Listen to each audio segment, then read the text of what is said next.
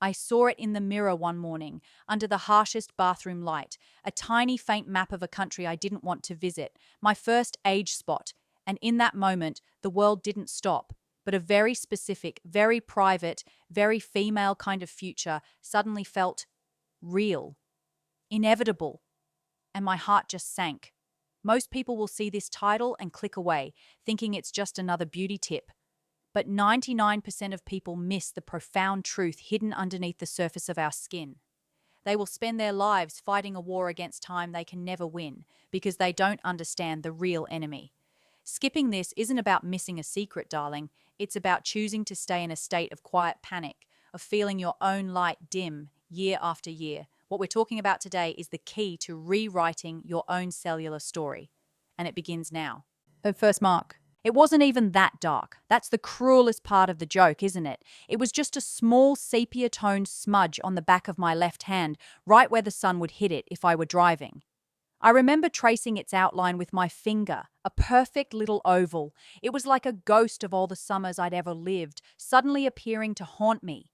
It wasn't a freckle. I know my freckles. They're the companions of my youth, earned on beaches and in sun-drenched parks. This was different. This was an announcement, an arrival. It had the weight of permanence. My mother's hands were covered in them by the end, beautiful and wise, but I wasn't ready to wear that wisdom. Not yet. I felt a cold dread creep up my spine, the kind of anxiety that doesn't scream but whispers. It whispers that you're becoming invisible, that the currency of youth, which you never even realized you were spending, has just been devalued. It's a terrifying, isolating feeling because you can't talk about it. How do you tell someone, I saw a spot on my hand and I feel like I'm grieving my own life? They'd think you were vain, shallow. But it's not about vanity, it's about identity. It's about looking at your own body and seeing a stranger begin to move in. A stranger who looks tired, a stranger who carries the map of time on her skin. And in that moment, I felt this incredible primal urge to erase it, to scrub it off, to make it disappear, as if I could somehow turn back the clock with enough force. It was the first sign that the silent internal battle against aging, the one society prepares us for our whole lives, had finally, officially begun within me. And I felt utterly, completely alone in that fight. I remember thinking about my grandmother. Her skin was like worn, soft linen by the time she passed, and her hands told the story of a life filled with gardening, baking, and holding her grandchildren. I used to love her hands, but when I looked at my own, at that one single mark, I didn't feel that same sense of legacy or grace. I felt a modern panic, a distinctly 21st century terror fueled by high-definition cameras, social media filters, and a culture that worships at the altar of eternal youth. We are the first generation of women who are expected to age without ever actually looking older. We're supposed to do it gracefully, which is just a code word for invisibly. We're meant to acquire wisdom, but not wrinkles, experience, but not sunspots. And the pressure is immense. It's a low hum of anxiety that underlies everything. So that spot on my hand wasn't just a cluster of melanin. It was a symbol of my own obsolescence in a world that moves at lightning speed. It felt like a failure, as if I hadn't been vigilant enough, hadn't worn enough sunscreen, hadn't bought the right antioxidant serum. The blame we place on ourselves is astonishing. We internalize this impossible standard and then beat ourselves up for being human, for having skin that lives and breathes and remembers the sun. And I fell right into that trap. I felt this wave of shame followed by a surge of defiant anger. I wasn't ready to be put on a shelf. I wasn't ready to be seen as a woman of a certain age. That mark was a period at the end of a sentence I wasn't finished writing. And the worst part?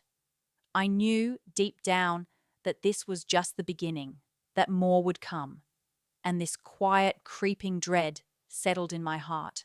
The fear of one day looking in the mirror and not recognizing the vibrant, alive person I still felt I was inside. Desperate measures. My first reaction was, of course, to throw money at the problem. It's what our culture teaches us to do. Have a problem, there's a product for that, a cream, a serum, a lotion, a peel. I went online and fell down the deepest, darkest rabbit hole of cosmetic chemistry. I read about hydroquinone, retinoids, vitamin C, azelaic acid, koic acid. My bathroom counter started to look like a science lab. I had tiny brown bottles with droppers, sleek white tubes with clinical-looking fonts, and tubs of thick, pungent cream that promised to visibly reduce the appearance of dark spots. I would layer them on every night, a desperate ritual performed under the same harsh light that had first revealed my flaw. I'd stare at the spot, willing it to fade. For a few weeks, I thought I saw a difference, but it might have just been the placebo effect of hope.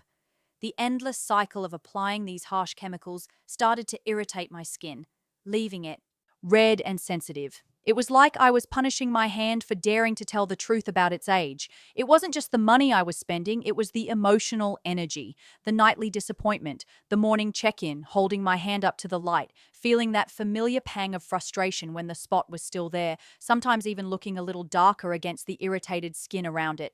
I was fighting a war on the surface, completely oblivious to the real battle happening deep within my cells. I was trying to silence a symptom without ever understanding the cause.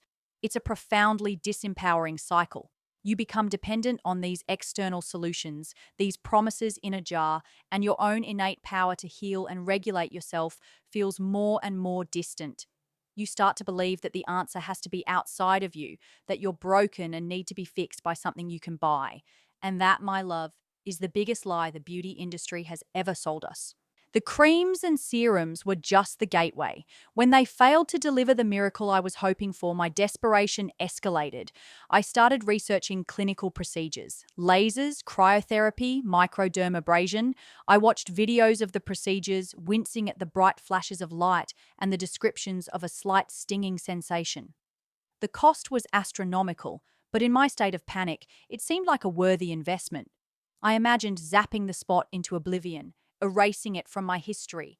I even booked a consultation. I remember sitting in the waiting room of a chic minimalist dermatology clinic, surrounded by other women who all had the same quiet, hopeful anxiety in their eyes. We were all there for our own reasons, our own perceived flaws, but we were united in this silent quest for perfection, for a rewind button.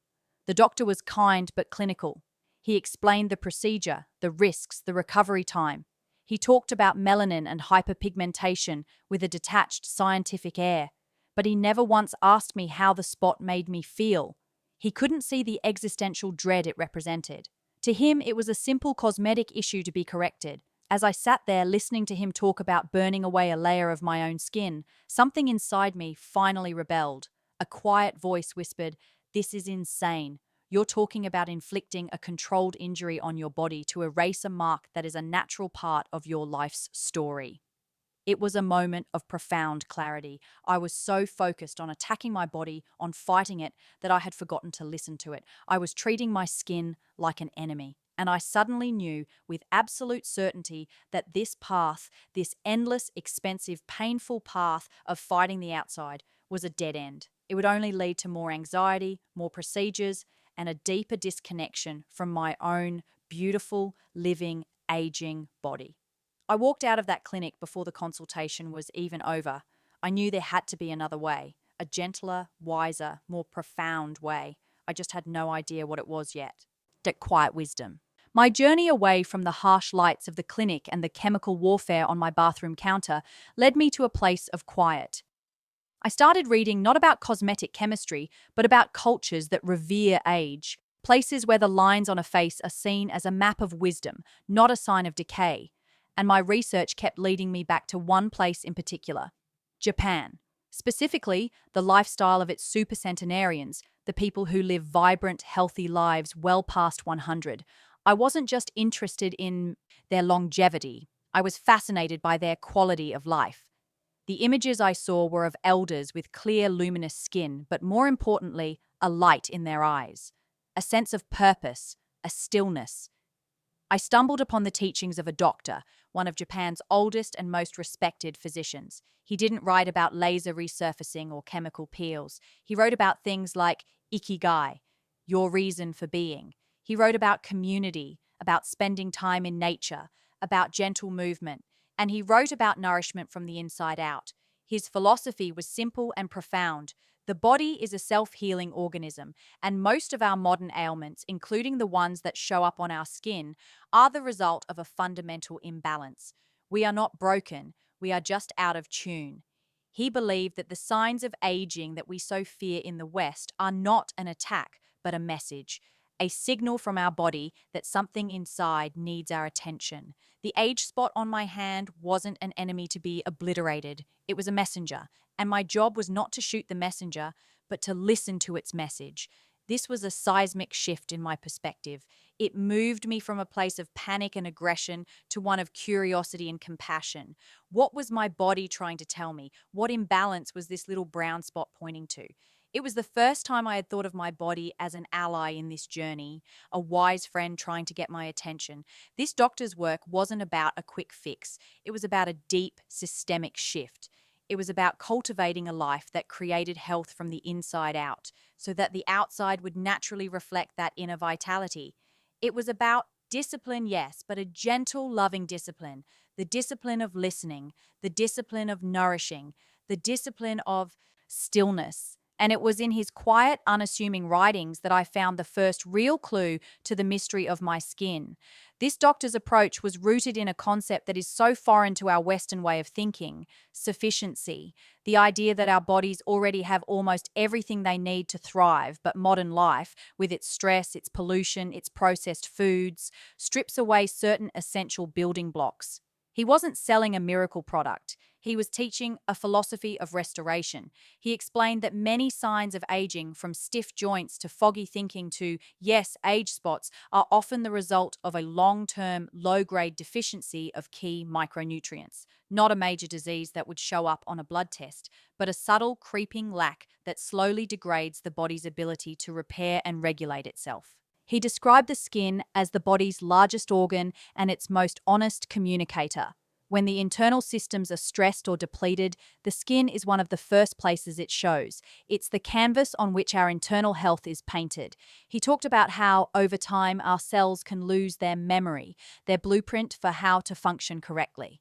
The cells responsible for pigment, the melanocytes, can become erratic. They either produce too much melanin in one spot, a sunspot, or stop producing it altogether, which can lead to other issues. The question wasn't how to bleach the spot away, but how to restore the cellular intelligence so that the melanocytes could function properly again. This was a revelation. It wasn't about fighting my skin, it was about supporting it. It wasn't about erasing the past. It was about giving my cells the tools they needed to build a healthier future. And he pointed to one mineral in particular, a mineral that is crucial for hundreds of enzymatic reactions in the body, a key player in antioxidant defense, and a vital component in the synthesis of healthy skin and connective tissue. It wasn't a sexy, new age discovery. It was a humble, essential element that our modern diets and high-stress lifestyles have slowly, insidiously depleted. He called it the spark of life, the mineral that helps the body's orchestra play in tune. And I knew I had found my path. Not a quick fix, but the beginning of a true holistic healing journey. Cellular story. The mineral this wise doctor spoke of was copper, and I know what you might be thinking. Copper? It sounds so industrial, so basic. It's not a fancy, trademarked complex with a multi-million-dollar marketing campaign. But that's the beauty of it. True health is rarely complicated. It's foundational. He explained that copper is absolutely essential for an enzyme called tyrosinase, which is the master regulator of melanin production. Think of it like this: your melanocyte cells are the factories that produce the pigment for your skin. Tyrosinase is the factory foreman. When the foreman has the right tools, in this case adequate copper, it can direct the workers to produce melanin evenly and smoothly, giving you a healthy, uniform skin tone. But when there's a copper deficiency, the foreman gets flustered. It doesn't have what it needs to manage the factory floor. So, some workers get lazy and stop producing pigment, while others panic and work overtime, dumping way too much pigment in one small area. That, my love, is your age spot. It's a tiny pocket of cellular chaos. It's a sign that the foreman, tyrosinase, is crying out for its essential tool. When I learned this, it was like a light bulb went on in my soul. All those expensive creams I'd been slathering on my skin were like trying to shout instructions at the factory workers from outside the building. I was completely ignoring the chaos on the factory floor and the desperate foreman inside. The problem wasn't on the surface of my skin. It was deep within the cellular machinery, and the deficiency made so much sense. modern farming has depleted our soil of essential minerals, including copper. Our high-stress lives, fueled by cortisol, actually burn through minerals like copper and its partner, zinc, at an accelerated rate. We are systemically, chronically depleted. That little brown spot on my hand wasn't just a sign of sun damage, it was a symptom of a much deeper systemic depletion that was likely affecting my entire body in ways I wasn't even aware of. It was impacting my energy, my immune system, my collagen production. The age spot was just the most visible alarm bell. It was the whisper that, if ignored, could turn into a roar of other health issues down the line. The solution wasn't to bleach the spot, it was to rehire the factory foreman by giving him the tool he'd been missing all along. It was time to nourish my body at the most fundamental level. Understanding the role of copper changed everything. It wasn't just about taking a supplement, it was about embarking on a new relationship with my body based on listening and nourishment. I started by looking at my diet. The doctor emphasized that nutrients should always come from food first, if possible. I learned that some of the richest sources of copper are foods that we have largely forgotten in our modern diet. Organ meats like beef liver, oysters, shiitake mushrooms, dark chocolate, and certain nuts and seeds. I began to see food not as a source of calories to be counted, but as a source of information for my cells. Eating a square of high-quality dark chocolate was no longer an indulgence. It was a way of sending a message to my skin. Sautéing shiitake mushrooms wasn't just for flavor. It was a conscious act of providing my body with the building blocks it needed to restore order. I also decided to supplement, but cautiously and mindfully. The doctor stressed the importance of balance. Copper needs to be in a delicate dance with zinc. Too much of one can deplete the other. So I found a high-quality, well-formulated supplement that contained both in the correct ratio. This wasn't a magic pill. It was a commitment. Every morning when I took that small capsule, it was a ritual. It was a promise to my body that I was on its side now, that I was done fighting it and had started listening to it. I wasn't expecting an overnight miracle. The doctor had been clear. The imbalance had taken years, even decades, to develop. The restoration would also take time. It required patience. It required faith in the body's innate wisdom. And it required a profound shift from the instant gratification mindset that had led me to the laser clinic. This was slow medicine. This was deep healing. And as the weeks turned into months, I started to notice changes, not just on my hand, but everywhere. Inner alchemy. The first change I noticed wasn't on my skin at all. It was in my energy. There was a subtle shift, a quiet hum of vitality that I hadn't felt in years. The mid-afternoon slumps that I had accepted as a normal part of getting older began to fade. I felt a clarity in my mind that had been clouded by a persistent low-grade fog. It was as if my entire system, my entire cellular orchestra, was slowly coming back into tune. The doctor's wisdom echoed in my mind. You cannot treat one part of the body in isolation. Everything is connected. By supporting the foundational needs of my cells with something as simple as a balanced mineral, I wasn't just addressing my skin, I was addressing the health of my entire being. This is the inner alchemy that modern medicine so often misses. It's the understanding that our bodies are not just a collection of parts, but a holistic, interconnected system. My skin was a reflection of my inner vitality, and as my inner vitality increased, my skin began to respond. The process was incredibly slow, almost imperceptible on a day-to-day basis. But one morning, about 3 or 4 months into this new ritual of nourishment, I was putting on moisturizer and I glanced at my hand, and I had to do a double take. The spot, the one that had sent me into such a spiral of panic, was lighter. It was still there, a faint echo of what it once was, but its edges had softened. Its color had faded from a defiant brown to a gentle, whispery tan. It was as if my cells, finally given the tools they needed, were slowly, methodically cleaning house. They were breaking down the chaotic cluster of pigment and redistributing it. They were restoring order. A wave of a new kind of emotion washed over me. Not the frantic relief of a quick fix, but a deep, profound sense of peace and gratitude. My body wasn't failing me. It had been trying to communicate with me, and I had finally learned its language. This journey taught me that true beauty, the kind that radiates from within, is not about the absence of flaws. It's about the presence of health. It's about inner harmony. The fading of that spot was a beautiful, welcome side effect, but the real transformation was happening on a much deeper level. I had shifted my entire relationship with aging. I was no longer afraid of the messages my body was sending me.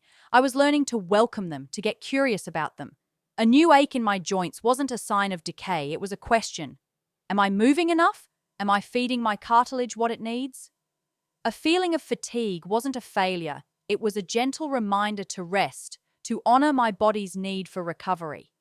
The mineral was a catalyst, but the real medicine was the change in my mindset. It was the alchemy of turning fear into curiosity, aggression into compassion, and despair into empowerment. I started to understand what the Japanese doctor meant by ikigai.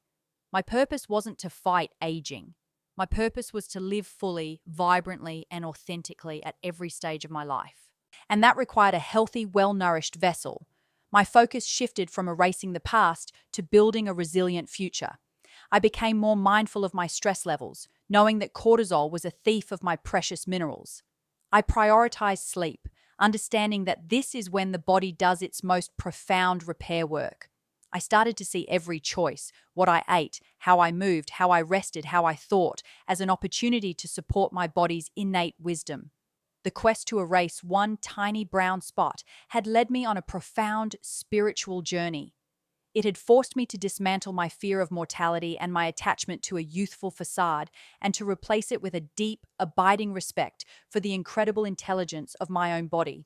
The spot was no longer a mark of shame, it was my teacher, and I was finally becoming its most devoted student. Unwritten future. As the months continued to pass, the mark on my hand faded into near invisibility.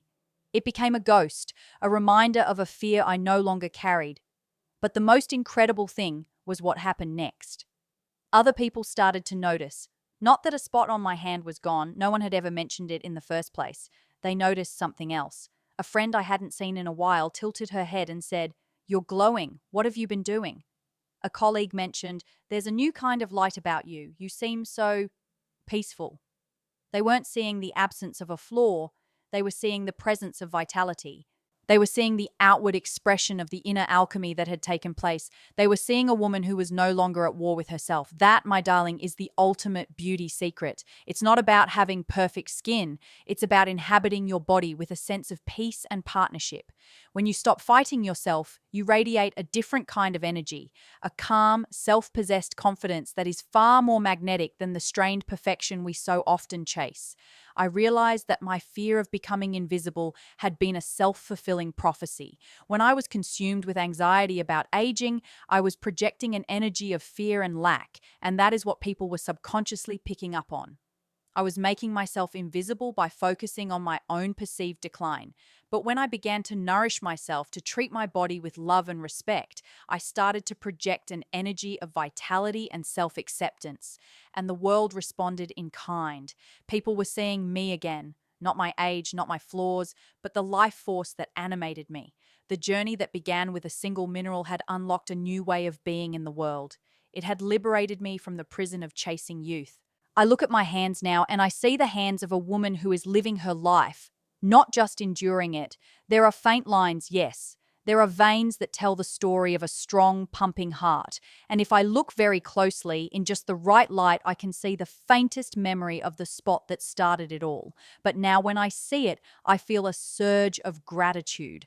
That mark was a gift. It was a wake-up call that saved me from a future of desperate, expensive, and soul-crushing battles against my own reflection. It led me down a path of wisdom that has healed me in ways I never could have imagined. It taught me that the future is not a terrifying decline, but a blank page, an unwritten story. And we have the power, right now, in this moment, to give our bodies the tools they need to write a beautiful one. We can choose to nourish ourselves, to calm our nervous systems, to cultivate inner peace. We can choose to see the signs of aging not as an ending, but as an invitation to go deeper, to listen more closely, to love ourselves more fiercely. The fear of aging is the fear of losing control, but the truth is we have more control than we think. Not the aggressive control of fighting and fixing, but the gentle, powerful control of nourishing and aligning. We can become the architects of our own cellular health. We can decide to radiate vitality from the inside out at any age. That is the ultimate freedom. The freedom to age not gracefully, but powerfully, to become more of ourselves with each passing year, not less. And it all starts with listening to the whispers before they become screams. The ultimate truth I discovered on this journey is that we have it all backwards. We spend our lives terrified of the marks of time, believing they are a sign that our story is ending. But they are not an epilogue. They are a preface to the most powerful chapter of all. The chapter where we finally stop looking outside for our worth and begin to cultivate it from within. The chapter where we trade the frantic energy of chasing youth for the calm, centered power of self-knowledge. The real work is not on the surface of our skin, but in the depths of our beliefs. The belief that we are worthy of nourishment, the belief that our bodies are wise allies, not broken enemies, the belief that time can bring an expansion of our spirit, not just a contraction of our youth. That single mineral was the key that unlocked the door, but it was up to me to walk through it. It was up to me to embrace the discipline of self-love, the patience of deep healing, and the courage to redefine my relationship with time itself. We live in a world that profits from our insecurity, that feeds on our fear of aging, but we do not have to buy into it. We can choose a different path, a path of quiet wisdom, of cellular nourishment, of inner alchemy. We can choose to see our bodies as a sacred garden and to tend to it with the utmost care, knowing that what we cultivate within will inevitably bloom on the outside. The goal is not to look young forever. The goal is to feel alive forever, to carry a light in our eyes that comes from a deep well of inner peace and vitality. That is the real source of a timeless glow.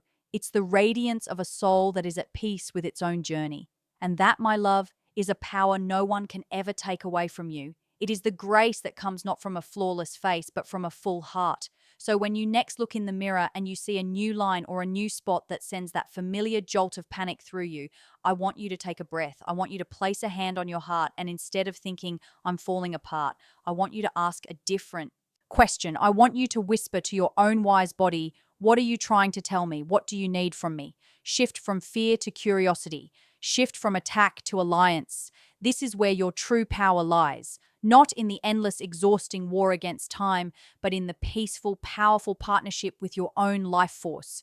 The journey to reclaim your vitality, to rewrite your cellular story, begins with that one simple, compassionate question. It begins with the decision to finally listen, to nourish, to honor the incredible, intelligent, and beautiful body that is carrying you through this life. The answer is not in a laser or a lotion. It's in the quiet wisdom that already exists within you, just waiting to be heard. Listen closely. Your most vibrant, luminous, and powerful years are not behind you. They are waiting to be created from the inside out. Which part of this journey resonated the most with you? The initial panic of seeing that first sign, the frustrating search for quick fixes, or the quiet peace of finally learning to listen to your body? I'd love to hear your story.